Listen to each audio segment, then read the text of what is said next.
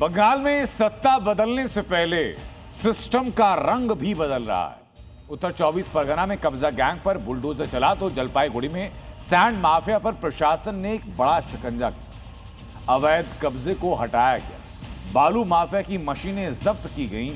यानी कि बंगाल में वही हो रहा है जिसका जिक्र उत्तर प्रदेश के मुख्यमंत्री आदित्यनाथ योगी ने अपनी जनसभा के दौरान किया था।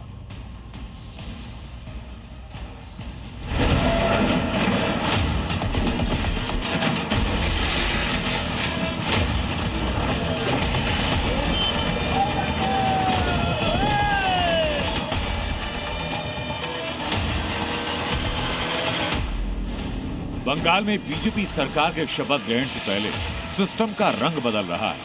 दो तस्वीरें और दो बड़े एक्शन। संदेश साफ कि बंगाल में माफिया और कब्जा गैंग पर सीधा योगी मॉडल लागू। पहला एक्शन आसनसोल, जहां सैंड माफिया पर बंगाल पुलिस ने बड़ी कार्रवाई की।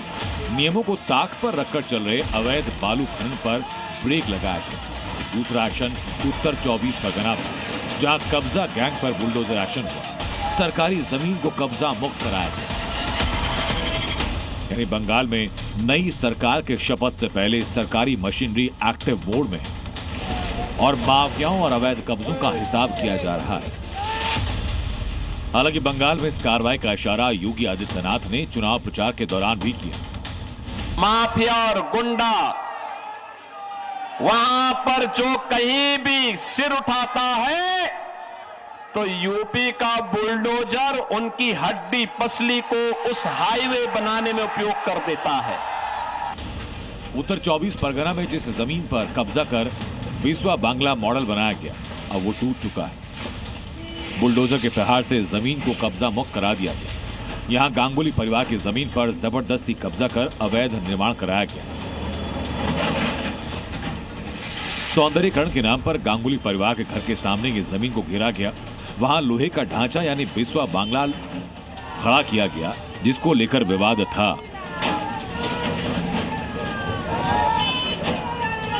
সোমনাথ স্যার এমএলএ ছিল তখনকার। কেন করেছিল?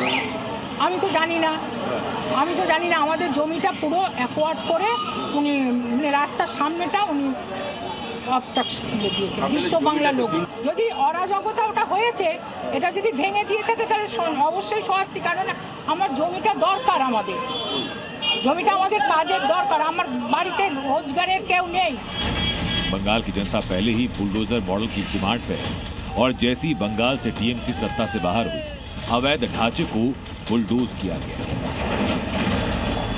যেখানটায় বুলডোজারের প্রয়োজন হবে সেখানে বুলডোজার চলবে, যেখানটায় ভালোবাসার দরকার হবে সেখানে আমরা ভালোবাসা দেবো।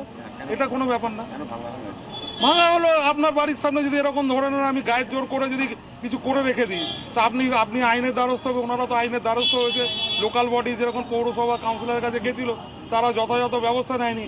এখন তো আত্মরক্ষা করার অধিকার আছে। কারণ বাড়ির সামনে যদি আপনার দরজার সামনে আপনার ফ্রন্টে যদি কেউ ঘিরে রেখে দেয়।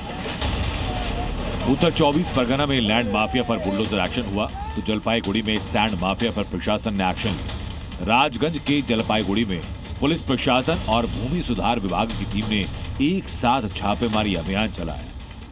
जांच के दौरान नदी से अवैध बालू निकालने के लिए मशीनें चलती मिली तो सड़क किनारे बालू से भरे ट्रक भी दिखे। डीएम ने स्थानीय लोगों से बात की तो पता चला कि लंबे समय से बालू तस्करी थी, लेकिन डर से कोई आवाज नहीं उठाता। प्रशासन ने लोगों को भरोसा दिया कि बालू चोरी के खिलाफ प्रशासन की जीरो टॉलरेंस पॉलिसी होगी। हालांकि कार्रवाई में किसी की गिरफ्तारी नहीं हुई, लेकिन अवैध खनन में लगी मशीनों को जब्त किया गया।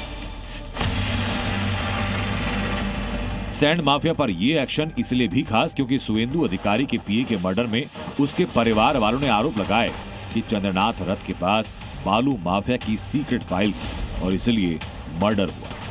तृणमूल का जितना सारा हुआ है, जैसे कि बाली चोरी, कोयला चोरी, ऐसा कुछ हुआ था, उसका जानकारी उनके पास थे, चंद्र जी के पास थे, चंद्ररथ जी के पास थे। लेकिन बंगाल में माफिया के दिन लद चुके, सबका हिसाब शुरू हो चुका है। लिहाजा बंगाल में अवैध साम्राज्य जमा चुके माफिया वहां से भागने में भलाई समझ रहे हैं। ब्यूरो रिपोर्ट, जी मीडिया।